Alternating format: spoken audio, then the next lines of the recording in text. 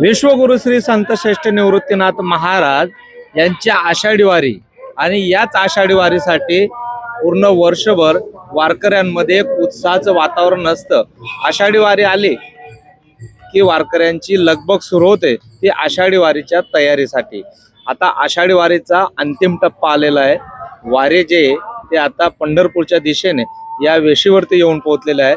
संबंध महाराष्ट्रभरातून निघाल्या दिंड्या आज पंढरपूरमध्ये पोहोचू लागलेल्या आहे। खरं तर हा प्रवास नेमका कसा राहिला, वारकऱ्यांना काय सुख सुविधा मिळाल्या, वारी मार्गात वारकऱ्यांना काय नेमक्या अडचणी आल्या, अशा अनेक विषयांवर आपण चर्चा करणार आहोत। खरं तर आता विसावाचं ठिकाण आहे, वारकरी माऊली विसावा घेत आहेत। नाथांच्या वारी देखील या ठिकाणी विसावासाठी थांबलेली आहे। रामकृष्ण रे माऊली। रामकृष्ण। काय तुमचं नाव आणि कुठून आले?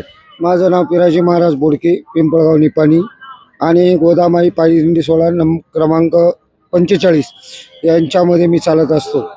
मी त्र्यंबकेश्वर पासून पहिल्या दिवसापासून तर आजपर्यंत प्रवास करत आलेलो आहोत। बरं, आता आपण ज्या वेळेस त्र्यंबकेश्वरवरनं वारीतनं सहभागी झालो, पंढरपूरला निघालो, रस्त्यात येताना अनेक अडचणी आल्या, अनेक ठिकाणी पाऊस आला, त्या ठिकाणी आपल्याला निवाऱ्यासाठी जे शासनाकडनं मंडप देण्यात आले होते ते पुरेसे नव्हते। अशा गावांना आपल्या अडचणी झाल्या, काही ठिकाणी आपली जेवणाची व्यवस्था झाली नाही, जे दिंडीवाले होते ते त्यांच्या परीने करत होते।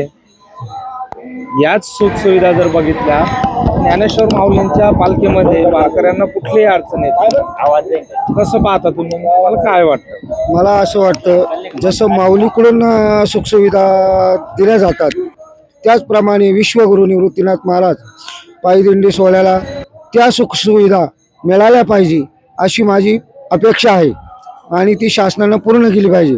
कारण वयोवृद्ध लोक चालत असतात, संध्याकाळी निवारा घेण्यासाठी कुठेतरी धाव घेत असतात, तर त्या निवाऱ्यासाठी व्यवस्था ती होत नाही। त्याच्यामुळं जे वयस्कर लोक आहे त्यांचा पूर्ण भ्रमनिरास होतो। परंतु आवड असल्यामुळं ते आवडीनुसार ते त्यांची वारी चालू ठेवतात आणि ती त्यांनी सरकारनं याची दखल घेतली पाहिजे। खरं तर या गोष्टींकडे सरकारनं दखल घेतली पाहिजे। वारकरी मोठ्या प्रमाणात जे आहेत ते वारीमध्ये सहभागी झालेले आहेत, आपण पाहू शकतो। या वारकऱ्यांनी खरं तर हा एक मोठा प्रवास जो आहे तो या ठिकाणी केलेला आहे। शासनाकडनं संस्थान असेल किंवा शासनाकडनं वारीसाठी आणि वारकऱ्यांसाठी एक बजेट काढला जातो, करोडो रुपये त्या ठिकाणी मंजूर केले जातात, मात्र ह्या सुविधा वारकऱ्यांपर्यंत का पोहोचत नाही? खरं तर ज्यावेळेस माऊली आपण नगर असेल, त्यानंतर संगमनेर असेल, राहुरी असेल, श्रीरामपूर असेल, हा परिसरात आपण ज्यावेळेस जातो ज्या ठिकाणी शौचालय ठेवलेले होते, आता ज्यांचं वय झालेलं वयोवृद्ध वारकरी आहे, भाविक आहे, ते जे शौचालय ठेवलेले होते, काही नागरिकांना पायाची इजा असल्यामुळे चढता येत नव्हतं, तर त्या ठिकाणी खूप अडचणी आल्या। काय भावना वाटतं की कशी सुविधा आपल्या नाथांचे जे विश्वगुरु आहे, काय वाटतं की कशी सुविधा पाहिजे? विश्वगुरु निवृत्तीनाथ महाराजांच्या पायी दिंडी सोहळ्यामध्ये चालणारा हा जनसमुदाय अर्थात वारकरी संप्रदायाचे संपूर्ण पाईक या जनतेची, या वारकऱ्यांची सुविधा या स्वरूपाची व्हावी की वयोवृद्ध माणसं भावनानिष्ठ आहेत या दृष्टिकोनातून त्यांची सुविधा व्हावी अशी आपली संपूर्ण विश्वगुरु निवृत्तीनाथ महाराजांच्या त्या पायी दिंडी सोडणाऱ्या चालणाऱ्या वारकऱ्यांची शुभेच्छा भावना आहे। खरं तर ज्या सुख सुविधा ज्या आहेत त्या ज्ञानेश्वर माऊलींच्या वारीमध्ये वारकऱ्यांना पुरवल्या जातात, नेमकं त्या सुख सुविधा नाथांच्या विश्वगुरूंच्या पालखीतले वारीतले वारकऱ्यांना का पुरवल्या जात नाही, का दिल्या जात नाही, अशी खंत जी ही वारकऱ्यांकडनं या ठिकाणी मांडली जाते। खरं तर शासनाकडनं संस्थांसाठी वारीसाठी करोडोचा निधी दिला जातो, मात्र तो निधी कशा पद्धतीने वापर होतो? खरं तर वारी वर्षात एकदा आहे आषाढी वारी, वारकरी येतात, महिनाभरचा प्रवास पूर्ण करतात आणि आपल्या कामाला लागून जातात। काय वाटतं याचा जाब, याच्याबद्दल तक्रार विचारली गेली पाहिजे कधी? तर याबद्दल जी तक्रार आहे ना ती पूर्ण सर्व दिंडीतल्या वारकऱ्यांनी केली पाहिजे. आम्ही पहिल्यांदाच आम्ही पण करत आहोत. रस्त्याने भरपूर तकलीफ होती. आजूबाजूनं जे काही ह्या दुसऱ्या दिंड्या येतात त्यांच्या आवाजाचा पण त्रास होतो. त्याची सुद्धा व्यवस्था ट्रस्टीवाल्यांनी केली पाहिजे. आणि जो निधी येतोय ना तो निधी वारकऱ्यांसाठी सर्वत्र मिळावा अशी आमची पूर्णपणे इच्छा आहे. म्हणून आम्ही ती विनंती करतो की त्यांनी तो निधी सर्व वारकऱ्यांना सर्व दिंडी क्रमांकांना मिळावा. खर तर वारकऱ्यांसाठी जो निधी, वारीसाठी जो निधी दिला जातो शासनाकडनं, संस्थांकडे ते वर्ग केला जातो आणि संस्थान त्याचं नियोजन लावत असतं. मात्र हा निधी नेमका कसा वापरला जातो याचं मूल्यमापन कोण करत असतं? वारकरी तर एका महिन्यासाठी वारीमध्ये सहभागी होता, वारी संपली पंढरीची की आपल्या घरी जातात. मात्र खरं तर या सगळ्या गोष्टींकडे लक्ष देणं हे तितकंच महत्वाचं आहे. काय सांगाल सुख सुविधांबद्दल? वारीतल्या ज्या सुख सुविधा होतात त्या तुम्हाला वाटल्या का बऱ्या होत्या? नाही, सुखसुविधांपासून आम्ही बरेच वंचित राहिलेलो आहोत. आम्ही जिथं मुक्कामी थांबलो तिथं आम्ही आमच्या दिंडी चालकाने फोन करून टॉयलेटला जर फोन केला तर ते टॉयलेट तिथं दिले, परंतु तिथं पाणी नसायचं. पाणी नसल्यानंतर लोक उघड्यावर जायला घाबरतात. मग कमी जेवणं, मग लोक आजारी पडणं हा प्रकार वाढतो. ह्या संस्थांना एकच विनंती आहे की जिथं टॉयलेट लावले तिथं पाणी हे उपलब्ध झालंच पाहिजे आणि जागच्या जागी ती सुविधा केलीच पाहिजे. कारण त्याचं फक्त ते दाखवलं जातं संडास ठेवलेले, परंतु तिथं जर पाणी नसेल तर तिथं जाता येणार नाही. हा प्रकार आम्हाला जवळजवळ 2 ते 4 वेळेस तो निदर्शनास आला. म्हणजे जो निधी येतो तो निधी खर्च न करता हे कुठं जातो पैसा हा वारकऱ्यांना समजला पाहिजे. त्या सुविधानुसार त्यांना ते केलं पाहिजे, दिलं पाहिजे अशी आमची अपेक्षा आहे. जो शासनाकडनं निधी येतो तो खरं तर वारी मार्गात येणाऱ्या सुख सुविधा ज्या आहेत त्या ज्ञानेश्वर माऊलींच्या तुलनेत विश्वगुरु निवृत्तीनाथ महाराज यांच्या वारीत मिळत नसल्याच्या तक्रारी जे ते वारकऱ्यांकडनं केल्या गेल्या. खरं तर माऊली मोठा प्रवास झालेला आहे. आता आपण पंढरपूरला पोहोचणार आहोत. एवढ्या प्रवासादरम्यान काय अडचणी आल्या तुम्हाला? भरपूर अडचणी आलेल्या आहे. त्र्यंबकेश्वर ते पंढरपूर म्हणजे 25 दिवसाचा जो प्रवास झाला, प्रत्येक शहरातून आलो, आमच्या पद्धतीने आलो. आम्हाला पाण्याची सुविधा नसायची. जिथं जिथं अडचण यायची तिथं हे संडासचे डबडे सुद्धा लावलेले नसायचे. आणि चंद्रभागेच्या म्हणजे भीमेच्या आणि चंद्रभागेच्या मध्ये जवळजवळ 5,000 दिंड्या राहतात. तिथं एक सुद्धा तो डबा लावलेला नसतो. आणि संस्थानांचे जे अध्यक्ष वगैरे आहे ना, हे कुठेही लक्ष देते नाही आमच्यापर्यंत. आणि वारी आपली इंद्रायणीची म्हणजे आळंदीची वारी मी 10 वर्ष वारी केली. पण तिथं अशा प्रत्यक्ष सुविधा व्हायच्या. प्रत्यक्ष पालखीपासून ते विचारायला यायचे, चुकले जाकले काही तर त्यांच्यासाठी 2,000 रावट्या तयार. चुकलेला माणूस तो पूर्ण तयार करायचा आणि शिस्तबद्ध राहायची. इथं गाडीवाल्याला तो प्रवास असा पाहिजे का एक मार्ग बंद पाहिजे. एक मार्ग असा बंद पाहिजे का आता आम्ही समजा आता कुठून निघालो, करकम ते पंढरपूर दोन्ही बाजूचे रस्ते बंद पाहिजे. कारण बाहेरून जाणारे लोक पण जास्त असतात आणि आमच्या वारी बरोबर जास्त. पण या लोकांचं बिलकुल लक्ष नाहीये. हे तर मी म्हणतो सुधारणा व्हायला पाहिजे. आणि ह्या निधीचा कुठल्याही पद्धतीने वारकऱ्यांसाठी काही वापर होत नाही. आमच्यापर्यंत काही कोणती गोष्ट पोहोचू शकत निधी जातो कुठे? आता तेच काही कल्पना नाही. हे संस्थान वगैरे म्हणजे त्यांनी लक्ष घालायला पाहिजे. शासनाने याच्यासाठी पूर्णपणे लक्ष ठेवायला पाहिजे.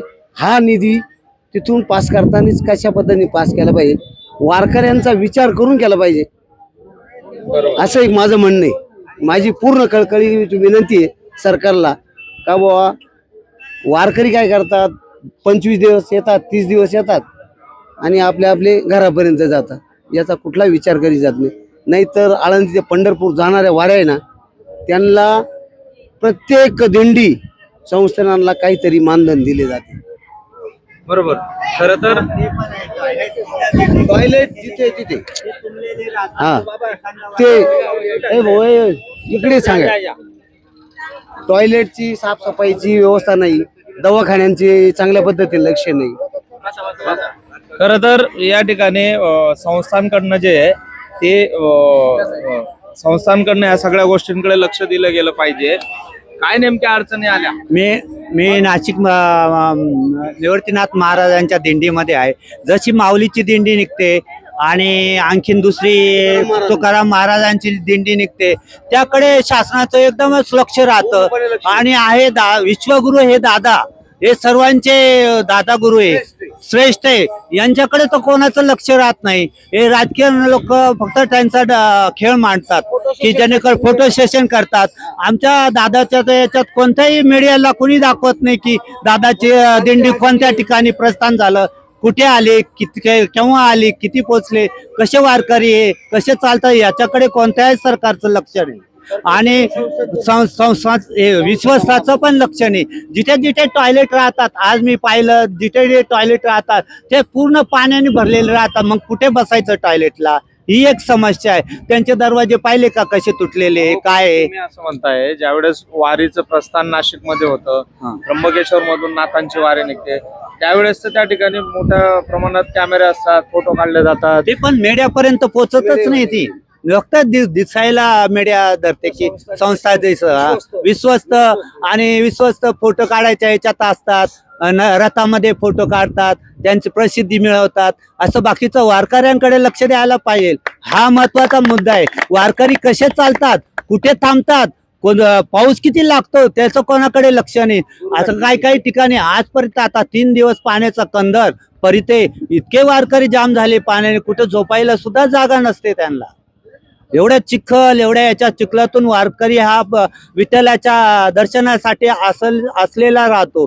त्याला भूक लागलेली राहते की आपण कधी दर्शन घ्यावा, काय त्याच्यासाठी. नाही तर काही लोक असे निम्म्या याच्यातून परत गेलेले असतात त्या यात्रासाला. त्याच्यामुळे या शासनाने वारकऱ्यांकडे पण सुखसुविधा द्यावा, जाती याच्याने लक्ष घ्यावं, जातीने लक्ष घ्यावं. जसं माऊलीच्या दिंडीत करताना तसंही या दादागुरूच्या पण दिंडीमध्ये केलं पाहिजे, हीच आमची अपेक्षा आहे. बरोबर.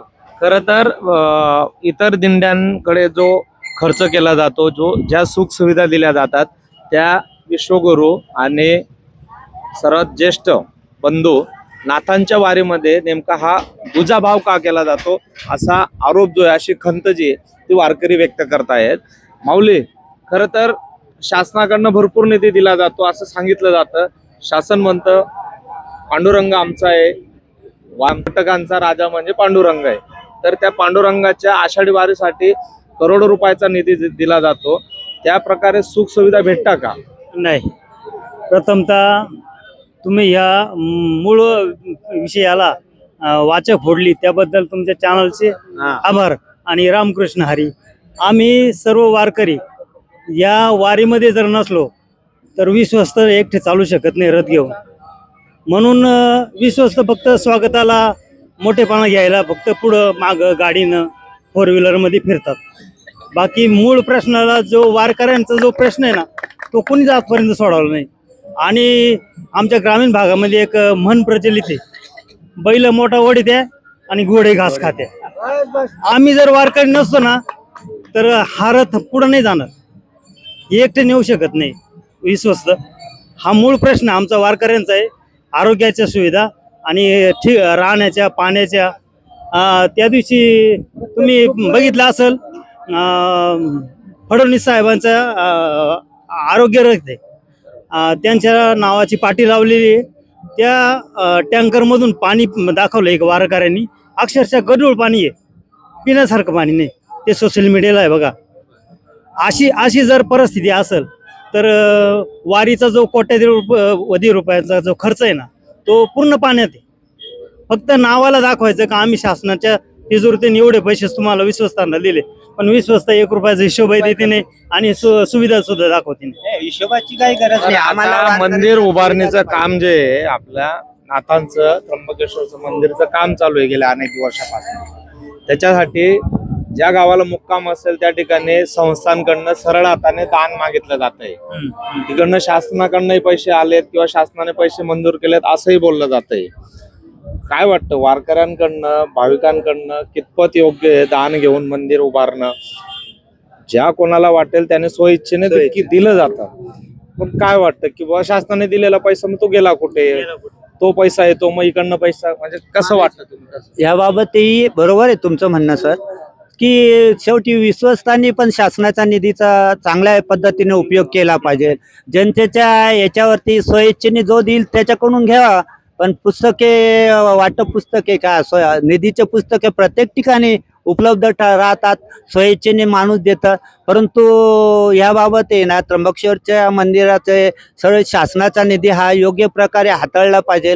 याबाबत बाकीची कल्पना नाही आम्हाला की कसा कुठं गेला काय गेला, शेवटी देव जाणं. खरं तर वारकऱ्यांच्या भावना ज्या आहेत त्या अतिशय बोलक्या भावना आहेत.